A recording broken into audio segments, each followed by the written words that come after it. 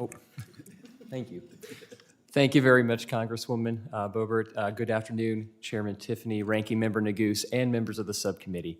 My name is Jonathan Godis, and I am the president of the Colorado Association of Ski Towns, representing 41 municipalities and counties that are largely dependent on tourism and the ski industry. I'm also the former mayor and current city councilor of Glenwood Springs, Colorado. I am sincerely grateful for the opportunity to be here today to share the association's robust support of the Forest Service Flexible Housing Partnership Act. Colorado's mountain communities, such as Steamboat Springs, Vail, Breckenridge, and my community of Glenwood Springs, have long been known for their natural beauty, unparalleled outdoor recreational opportunities, and vibrant tourism industry. A decade-long housing crisis threatens all sectors of our economy and workforce, including seasonal and permanent employees of the United States Forest Service. Many essential workers, including outdoor recreation industry professionals, healthcare workers, teachers, firefighters, and service industry employees struggle to find housing.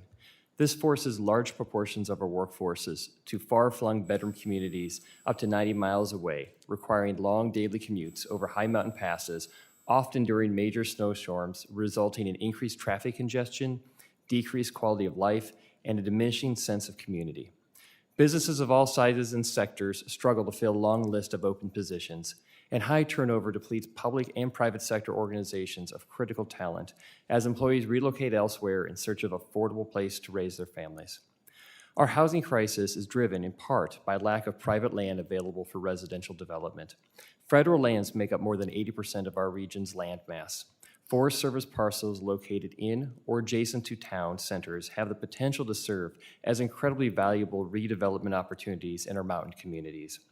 The reauthorization of the enhanced leasing authority in the Farm Bill would allow for continued partnership among local governments, private industry, and the Forest Service as we work together to cut red tape on very complicated but much-needed workforce housing projects.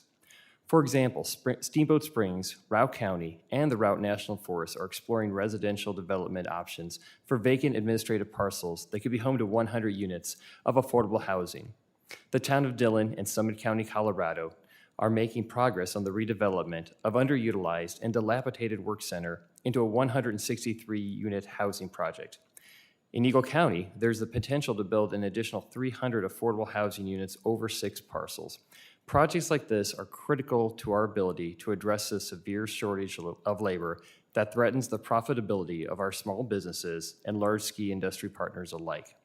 They would furthermore provide sorely needed housing options for the U.S. Forest Service, where unfilled positions hinder important work related to wildfire mitigation, natural resource protection, and the administration of recreational permits by private businesses. For cast members, communities to pursue affordable housing project under this act in partnership with the U.S. Forest Service, 2 elements of particular importance I'd like to speak about. One, and probably the most important, is the ability to do a 100-year lease term. Given the extremely high cost of development in resort communities, this time frame on the lease term is very necessary to secure the financing required by the developers. And then 2, to allow credit for off-site accommodation of U.S. Forest Service needs.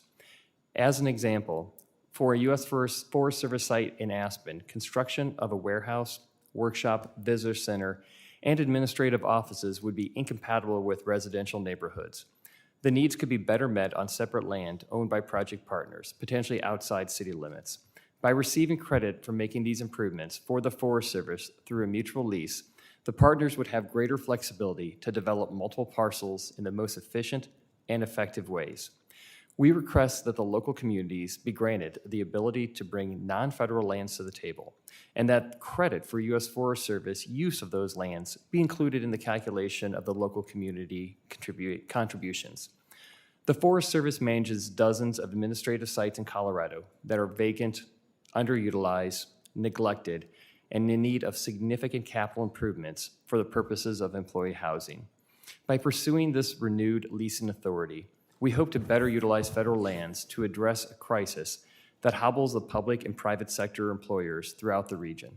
We respectfully request this subcommittee's support in the Forest Service Flexible Housing Partnership Act of 2023. Thank you, Mr. Godis. And